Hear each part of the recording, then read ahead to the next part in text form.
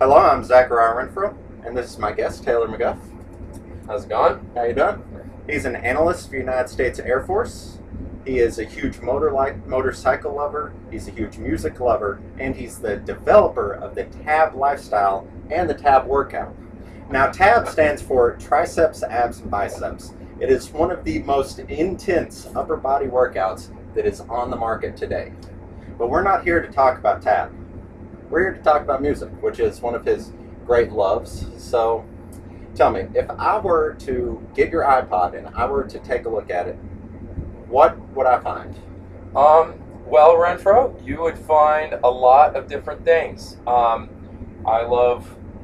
won't say all kinds of music, I will say a lot of different music. Like, I'm into anything from indie to electro. I'm not a big fan of country, but alternative country is pretty cool. You could find pretty much any band you've never heard of and most of the bands you have. Okay.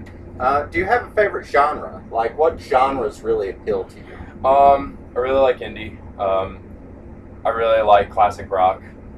Those are probably my two favorites. You know, you gotta appreciate the classics. To Absolutely. Yeah, exactly. David Bowie, the Rolling Stones. Yeah, Bowie's a big guy for me. I love Bowie. Bowie is the man. Do you have a favorite Bowie song? Gosh, probably Golden Years. Like, I mean, the chord structure is just awesome, and the writing's amazing, and Diamond Dogs is also really good.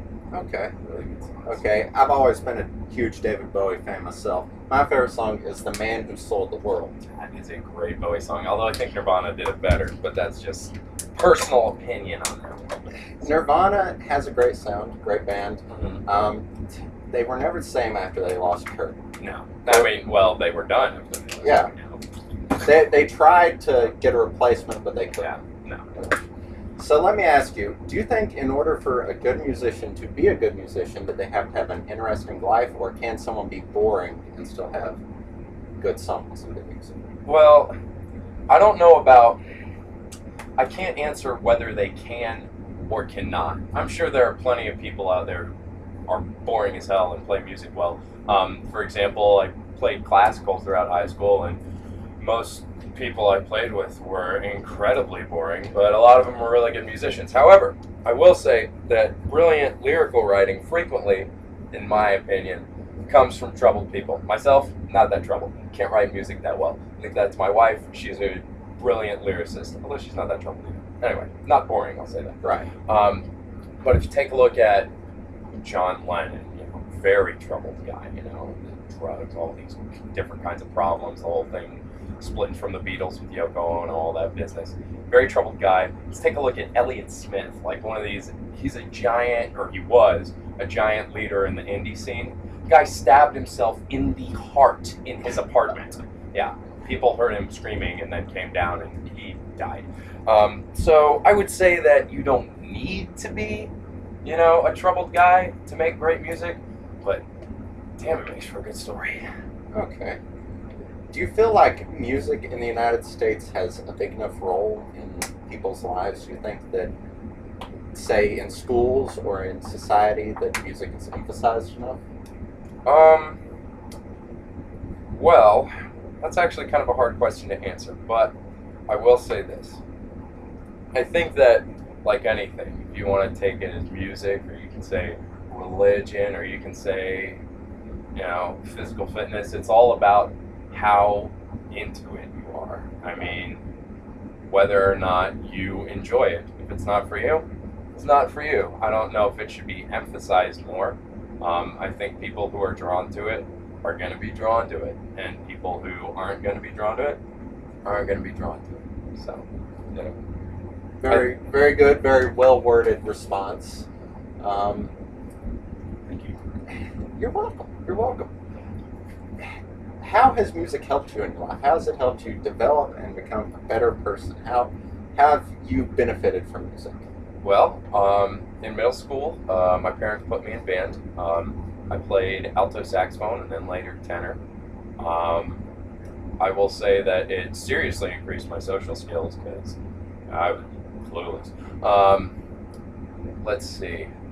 That was good, and that lasted all throughout high school. when I was 14, I guess this is a good development. When I was 14, my dad said, "Get your saxophone. We're going to an open mic." We went to this bar that he runs this open mic at, and I started jamming with him, and I was terrible. I started jamming with other people, and I was terrible. I got better, and I got better, and eventually, like, I, made a lot of good friends doing that, and I met a lot of, cool people, and those were people who influenced my life later.